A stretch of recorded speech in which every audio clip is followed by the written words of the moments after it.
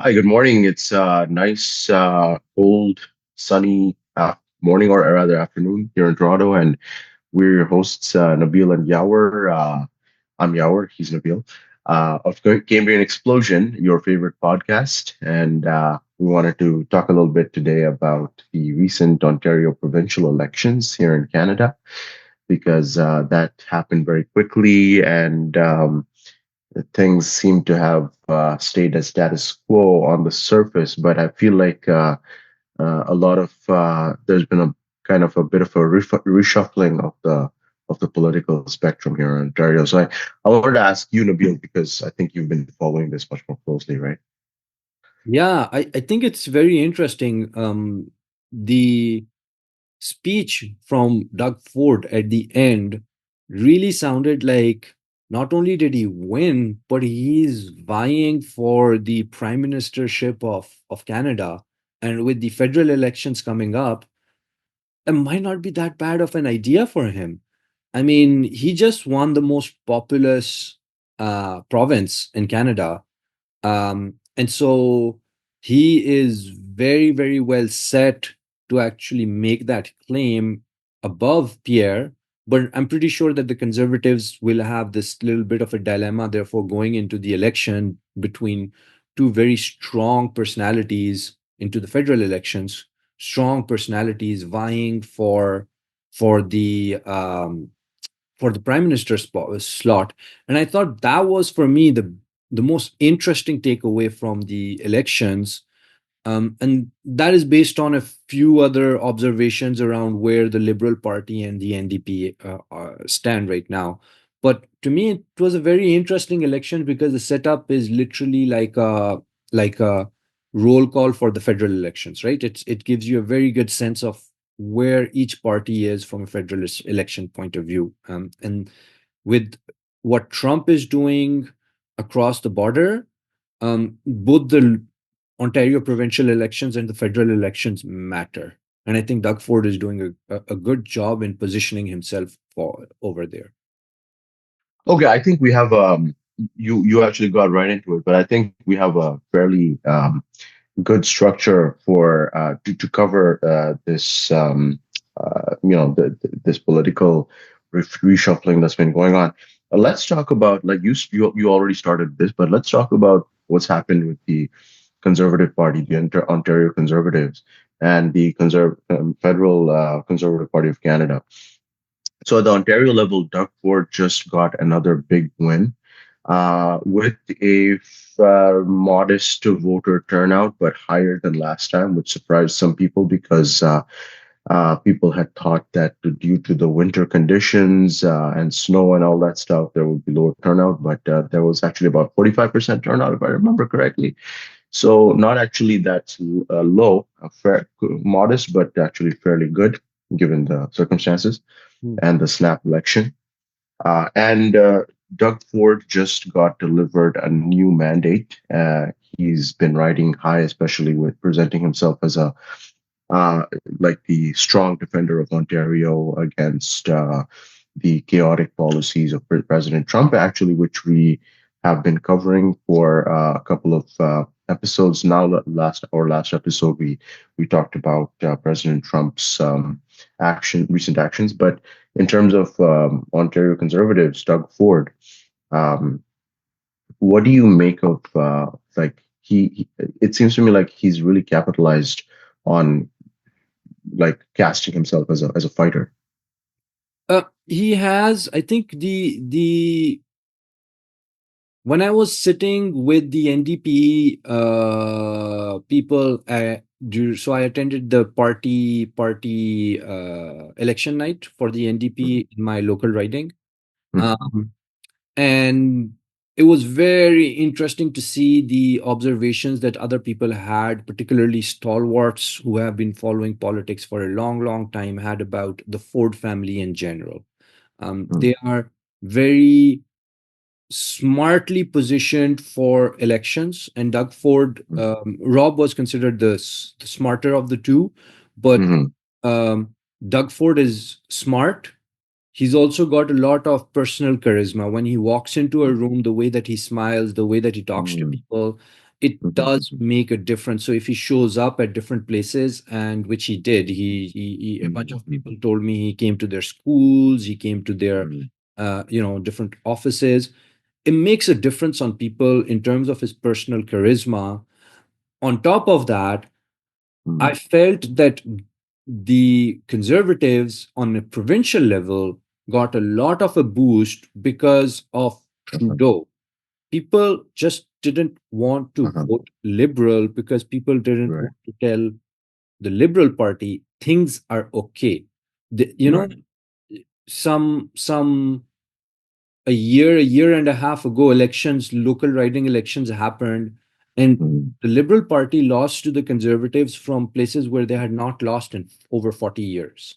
That tells you how mhm, badly people are disliking the current policies of the Liberal Party. And at the end of the day, I really feel we've covered this a couple of times. One of the core issues remains housing and affordability. Um, mhm, and the liberals have over 8 years made it worse. And whether it's provincial or federals, I think it was a very, very strong. As much as it was like, hey, let's vote for Doug Ford, it was also let's not vote for liberals so that they get the signal that you guys are not on the right path. You guys are your mhm. policies are failing us, and we're really hurting. And I feel that it's a mixture of the two. Um, I I think Nabil, what you're saying makes sense in if you're talking about maybe a couple of weeks ago, but now when in the post-tariff world, when Canada and especially Justin Trudeau and the Hmm. has been fighting against President Trump's tariffs and trying to kind Yeah. of push back and defend Canada. He's emerged as a defender of Canada, and I feel like some of that. Um, like goodwill is also coming on to washing over his liberal colleagues as well, especially Mark Carney, uh, who is kind of projected to be the next in line to take over after Prime Minister Trudeau steps down, take over the leadership of the Liberal Party. A couple of weeks ago, Liberals were not doing that great. You're right.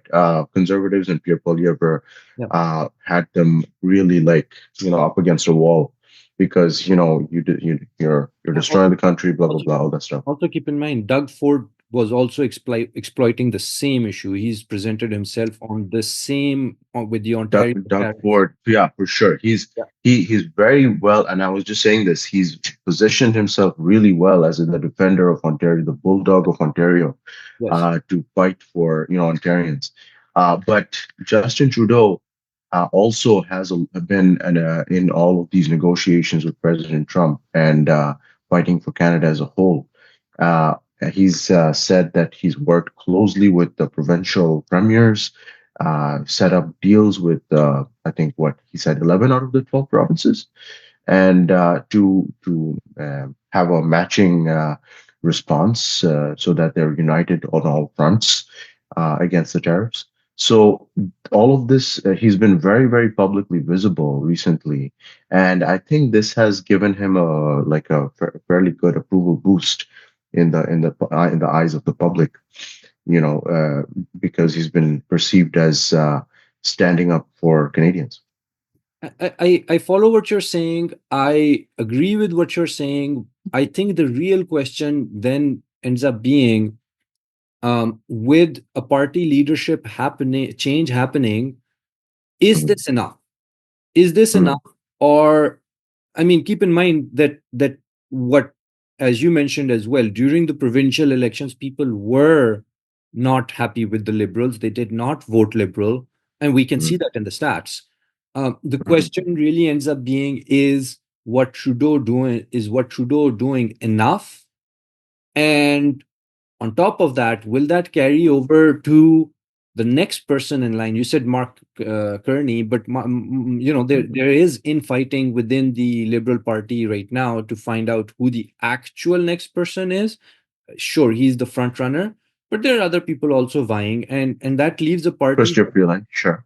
Yeah, that leaves a party that is not necessarily completely internally aligned that might have slightly different alignment because there are different people vying for the leadership and they have internal politics playing in there. And I give the example of like team sports for this. If you have two people trying to be captain, the team gets divided in two and the team doesn't win. And I've seen that so many times happen in cricket that I can't tell you how bad it can be, because it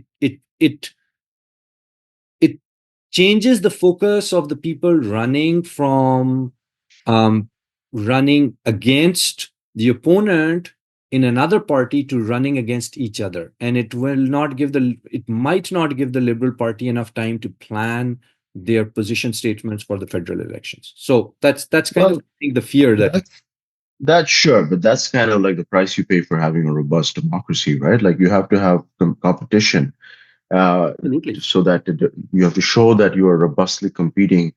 Different candidates have to come forward and fight against each other to try to, win over hearts and minds and give justification for why there's a democratic process in Canada.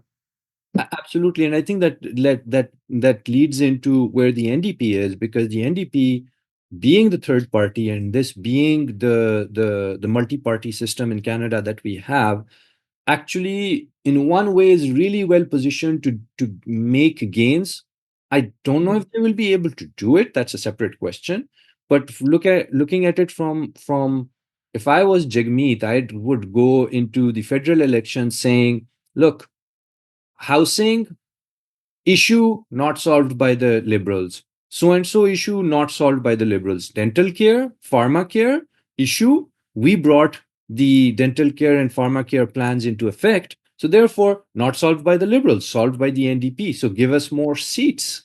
I think. I don't know, Nabil. Like, I have two things to say about this. First of all, like the NDP sniping at Justin Trudeau right now would, in the middle of this political crisis with the U.S., it would seem a little bit petty to me. And second question to me is, where actually has the NDP been during all this time? Like, I feel like.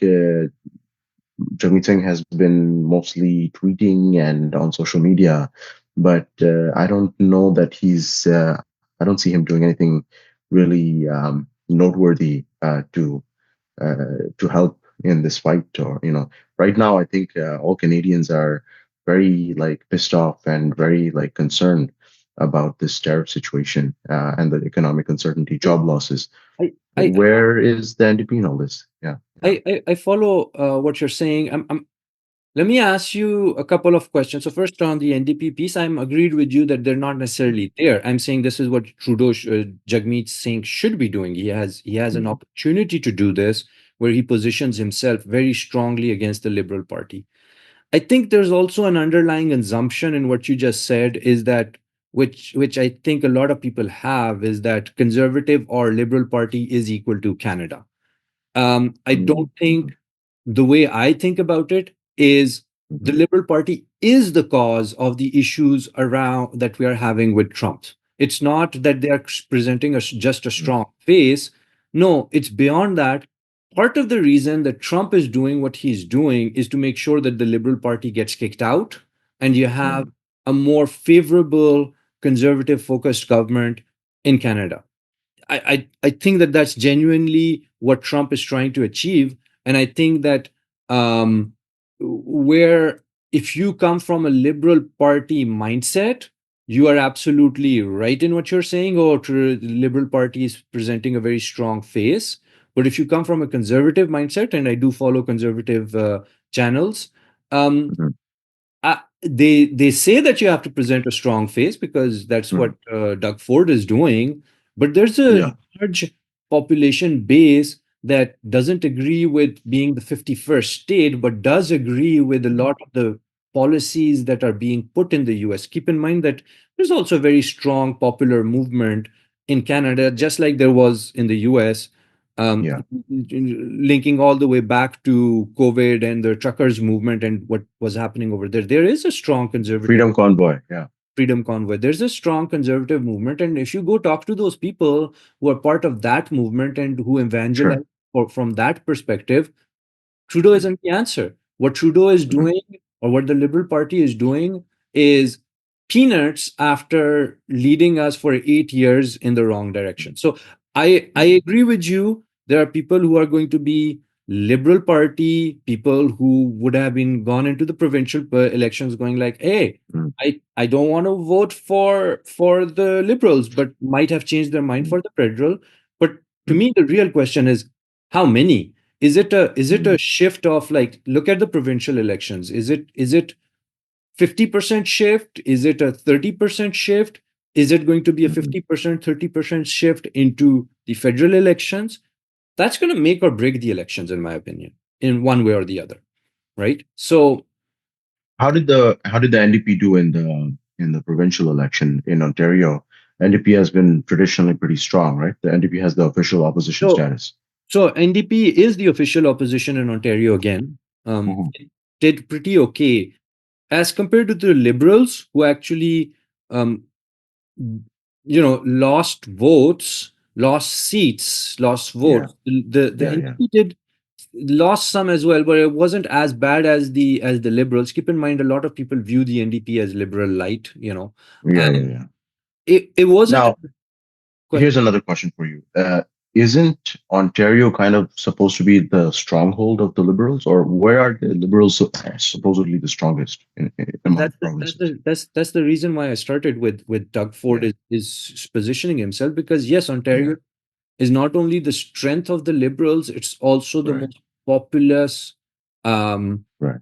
populous province in Yeah, Canada. So it's got yeah. the elections in Ontario have a huge say on what the federal elections might be. The biggest economy among the Canadian provinces, right? Yeah, the Ontario. biggest economy, the most Right. populated, the most diverse as well. So all of these Mhm. questions Right. have have big issues around diversity Yeah. and immigration and things like that. So, One thing that I always feel is that, especially recently, that has come up with all of this talk about Trump annexing Canada and like, why does Canada have to be separate? He wants to redraw the borders and whatnot. Like to me, like the Liberal Party and the Conservative Party feel like a recycled and rebranded versions of the U.S. Democrat and Republican parties. The only really truly different party that we have in Canada that actually reflects the Canadian social system and structure in Canada is the NDP to me. yeah. The NDP is the party of that like distinguishes Canada from the US and the Canadian system of values of having a social um, support system and having strong relationships with unions and stuff like that. Having universal health care, all of these things are associated with NDP more than any other party in Canada. And that's what sets them apart. And they, I feel like the NDP tr- forgot their roots that set them apart and tried to become like a light version of the Liberal Party. And they ended up with basically nothing to show for it. I agree with you. I think that there's even within the NDP, there's a undercurrent, a small but strong undercurrent of, hey, who's the leader after Jagmeet? Because a lot Mhm. of people in the NDP feel that Jagmeet is doing not a bad job, but he's Mm. not doing a good job either, because the NDP Mm, mm, mm, does mm, end mm, up feeling, particularly during these past 8 years, particularly under Jagmeet, felt like Party B to mm. Party A, which was Libs, right? It's like, oh, Yeah, it's like a sub-liberal or like a kind of like a what do you say? Like a mini liberal party. yeah. And I think that just to end the episode and relieve an interesting Mhm. question in people's mind is Right. that, would the NDP ever, and how would, what policies would need to be put in Mm, place for the mm, mm, mm. NDP to form a minority government with the conservative as compared to the liberals? Like, Mm-hmm. what are, if you can answer that question, you can understand what are the differentiating factors that make the NDP unique. Uh, because that's the standout points over there that you would be left with, that these are compromise issues and these are not. I think it's obvious, man. Like it's focus on the blue collar economic base, the middle class. Bring back the middle class. The middle class has been getting squeezed out of the economy for decades now. We need to make sure that our country has a strong middle class because that's the basis of our prosperity. I think that's one answer. I think there's other Mm, answers too. I think that it's a mm. question worth exploring, and I think I'd like to hear our audience comment on that. I will also Absolutely, would love to. Yeah, I will also take this as an opportunity to say thank you for listening in. And we will continue to do this kind of a mini coverage of the elections and the political situation, a little bit of commentary throughout this year, because we think it's a very interesting year for Canada.